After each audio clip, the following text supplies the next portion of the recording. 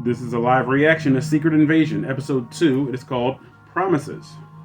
This is a great experience by John Bat 426. No, I don't have my hat on, so I'm revealing my visage without all the adornments. But of course, I'm still blinged out. Alright. If you've liked the videos that you've seen thus far, hit the like button. If not, hit the dislike button. Share these videos with other people that you know that like comic book related stuff as much as you do. Subscribe to the channel, hit that bell for notifications. All, not personalized or the one underneath, but all. So the next time a new videos drop, you'll know about it second. I know about it voice. One breath, champ. Yes. Why do the Skrulls look alien and wear like human clothing? Why? Look, this guy has a jumpsuit on, like he's one of the Sopranos. Oh my god. Skrulls in human clothing. Why? Why? Let's randomly pick these actresses and actors. What if they'd have picked somebody really famous? You can't be LeBron James. I'll blend in.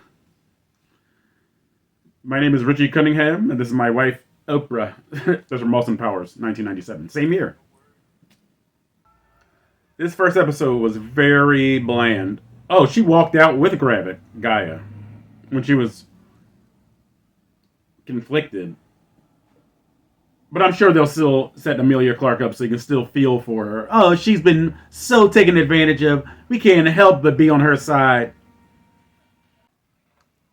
Man, Samuel L. Jackson just really looked like a elderly homeless person there for a second. He didn't put up much of a fight, and he wasn't even handcuffed, was he? Yeah, Nick Fury, your spy days are over. This one unnamed goon just forced him into a van. Oh, no. Talos. Okay. Christopher McDonald. That's Shooter McGavin from Happy Gilmore, Christopher McDonald. They're always blowing up something in Russia.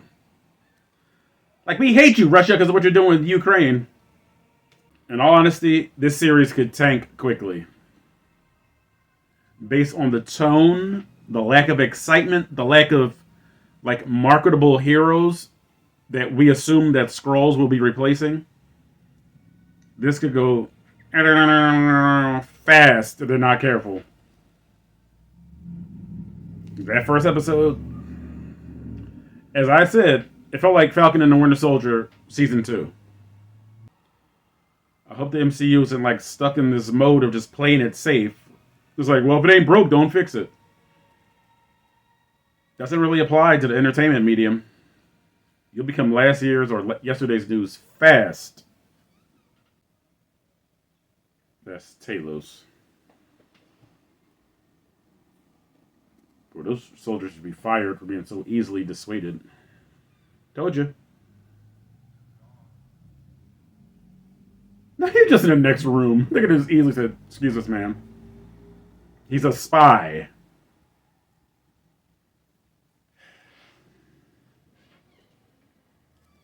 Nick Tracy instead of Dick Tracy. She set you up. I thought Nick Fury was supposed to be the super supreme leader of the spy organization. He couldn't tell that she was setting them up. Oh, God. Stop it. Can we get any more generic and generalize more about what black people like? Fried chicken. Oh, God. Nick Fury is turned into Dolomite for some reason. This dialogue is grating. Why is he talking like a jive turkey? He's screaming, and there are soldiers looking for him. Anybody in the next car can say, somebody don't sound Russian next door. Sound a lot like Samuel L. Jackson. How are you going to get on and off the train, Black American, that everyone's looking for? They can just look in the window and see him. It's only 1 million, Nick. That's less than 1% of the population of the United States. And if there were 6 billion people in the world, that's even far less than that. I couldn't do the math. These are some of the people that died in the explosion that did no harm to any of the known characters. Plot armor. So no. Is that Maria Hill? Okay, yeah, Maria Hill. Who was murdered by Gravik in the first episode.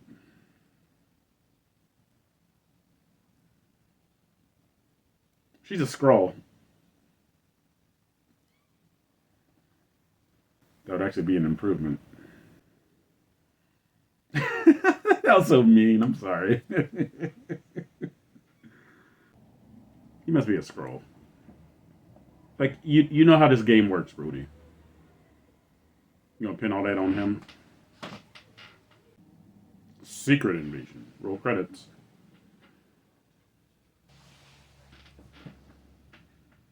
Let's leave the Avengers out. I'll fight on my own.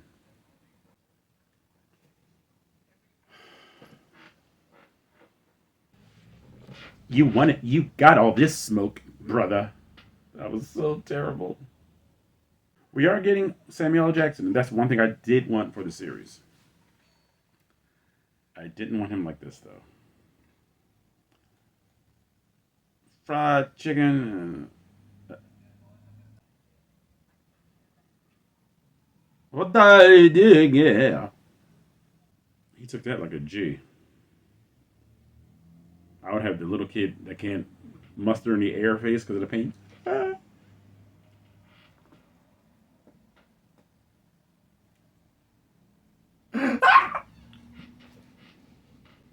Groot. Frostbeast. Call Obsidian. Extremis. Call Obsidian was the guy that was the one of the children of Thanos. He's the one that got his arm cut off. Then he was obliterated. And Extremis is the stuff that what was his name? What was Guy Pearce's name in Iron Man 3? Aldrich Killian. The Extremis that was making people turn into fire beings, and some of them were blowing up. I'm not sure who Frostbeast was, though. Frostbeast, maybe one of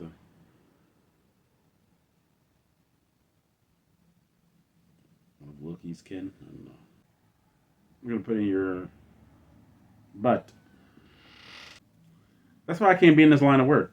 My blood boils at how much? Okay, what do you need to know? I'm not cut out for that work. This still has a Falcon and the Winter Soldier Season 2 feel to it. So he puts his hands near his genitalia, then asks for a sausage. Okay. That's really what he gets for being so dramatic and cutting the sausage. Pause. He should have just instead of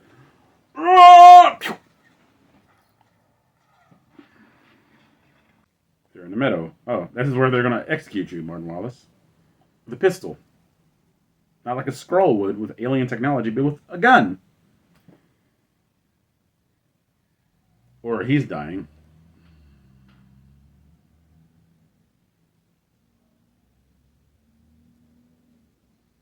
He doesn't know he's gonna die. Like, come on, man. You gotta be smarter than this. You've been in this business how long? And you get to see it for yourself, firsthand, how the Skrulls behave under Gravik. Leave the gun. Grab the cannoli.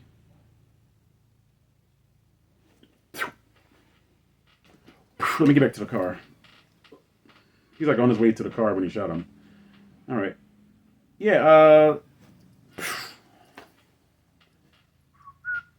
minute. That scene was really dry. I don't know why. I don't know why that scene was so dry. Is this Casa Fury? Where you been? Space? Can't you tell me a better lie than that?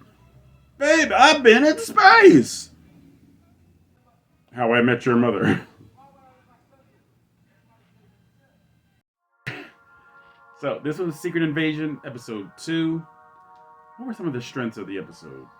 I hope that didn't come out because he just uses profanity. But anyway, I think some of the strength of this episode was seeing more of the Skrull Rebellion and how it's really, I don't want to say infiltrated, but it's reached the hierarchy of the Skrull Council on Earth. And so we see that all these major figureheads of these countries, the President of the United States, the Prime Minister of London, and these other figureheads are Skrulls. It's like, so they've replaced the most powerful people on Earth. And I'm pretty sure Nick Fury does not know that. So when he was playing the game with Talos, Talos should have said, well, actually, replaced the most powerful people in Skrulls. That's what he should have said. No, he shouldn't have said that. But that was a little bit of a shock. It's like they're all Skrulls, all of them. Everybody that was just in that, like, it was a news report that they showed. That's where we first saw Christopher McDonald.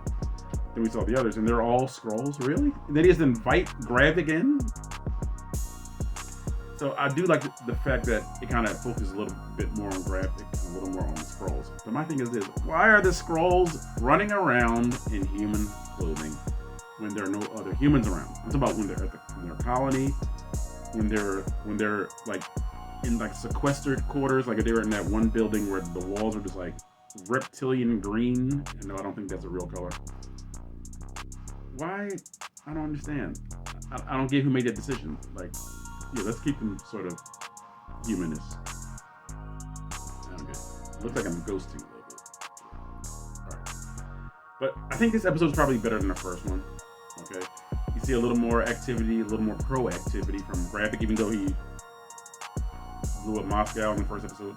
This one he's a little more hands-on, even though he did push the button in the first episode.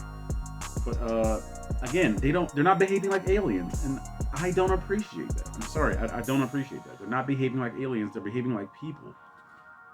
It's like, can we please stop the whole insurgency angle? It's like now they're treating the Skrulls like a minority. It's like message.